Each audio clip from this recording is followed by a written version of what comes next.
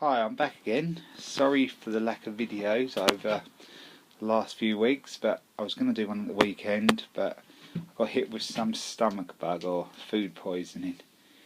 My other half, she got it too, a couple of days after me, so I don't know what that was, but I'm sort of recovered now, so I didn't get out here in the weekend. It's been pretty cold here in the UK, but we haven't had no snow, but yesterday the wind was really cold. I suppose it's nothing compared to some of the places, but there's been much fun out in the shed, so I popped out here last night for about half an hour, then went in. And I'm working on this one at the moment. I have another carb problem with this one. I've got two carbs, they look really clean, but I just can't seem to get it to start. I have had it started, but it doesn't run right, and then when I tried to start it yesterday it didn't, so the carb that's on it is going to come off again. I never put air through this one, so I'm going to blast that with air to clear that one out. So not much else has happened. If you didn't know, we do gardening and fencing as well, and I thought I'd make this one a little bit of a lawn care type gardening talk vid. We put some leaflets out in the nearby village near where we live, and I was surprised, about less than 100 leaflets, and we've had four calls, so I was quite pleased with that. I think they're all probably one-off jobs, but it was quite a good return, I thought, to sort of, it may not have been 100, might have been about 75 I think. I put the garden leaflet and the mower, a mower one, to just sort of do the odd repair on lawn mowers. I got one for mowers and 3 for gardening, so I was quite pleased with that. I've got to go and see the people. One is a conifer hedge, one is some cutting back, and one is possibly going to be a gate, so that should be okay. I'm going to start, I've got about 2,000 or so leaflets, which I'd like to get quite a lot of them out in the nearby villages. I find I get a lot better work from the villages rather than towns around here, so I sort of concentrate on the villages. So this was just sort of flyers and a business card stapled on for the mowers, and I was quite pleased, quite a good return from them. So I'll get to see them and do them. I've got some bits and pieces cutting back and weeding stuff to do, some work just before the grass season kicks off. I still need to clean out the deck on my Kubota, ride-on Kubota, and just give that a paint up and put the new blades on and just sort that out. And it's got a slight steering problem, which doesn't affect it being used, but it's hard to keep it straight line. So I'll have a look at that before the start of the season as well. But like I said, this one, I want to get this mower sorted. This one's been a bit of a pain. I probably paid too much for it in the first place, and I have since found out that the drive doesn't work. I have got the parts to repair that, but I thought that would work. And also this carburetor problem, so yeah, this one's not too good. It's cost me quite a lot of money already. I had to buy an air filter, it didn't have an air filter in it. Usually the sponge ones you can just clean up, but this one didn't have one at all, so I had to buy that. And I may possibly have to buy a carb. I'll see how that goes. I'm going to try and take that off and clean it out in a minute and see if that'll solve that problem.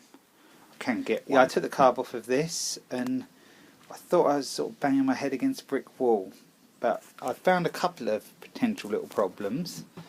One was, it's like a little valve sort of jet bit pulled out the top of the carb, which I hadn't took out before. On one carb that was blocked, but it wasn't on one of them. And I've also, on every one, on each carb I've tried, I've used the same bowl, because one is that one. It's a bit rusty inside. But what I've just noticed is that bolt there, the drain off bolt, on the bowl I've been using, it's sticking through that much. So I think it's been stopping the float going down enough. So that's what I'm going to try now.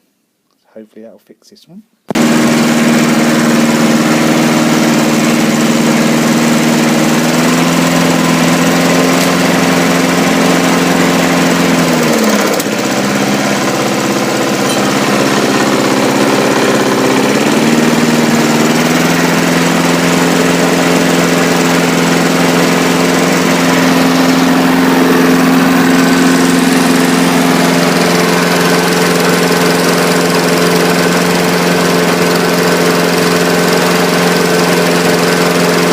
see, I managed to fix it in the end. To be honest, I'm not really sure what I did. I just kept changing bits over. The carb on it now isn't the original one. I think the second-hand carb I had was good. It's off a new engine, nearly new engine, so that should have been quite good, but it had water in it, so. But it was a little valve thing. I think that was blocked on this carb originally, and now it seems to run well. So I can get on with the drive part of this one now. I've measured that of the drive I've got, and it is correct. I wasn't sure whether it was wider or wide enough, but it is, so I can get that fitted on here. I've took the battery out and I've got that on charge now. I managed to get a charger for it, so that's charging to see if the electric start works. The actual problem it did have was it wasn't starting, and then it was like fuel starvation, but like I said, I think that was a carb, so at least the engine side of it's fixed now. So I can get on with this and get it done. One of the cables I think has been crimped and is a bit broke, so I'm not sure whether I can save that or not, but we shall see. I've got the tank back on this one.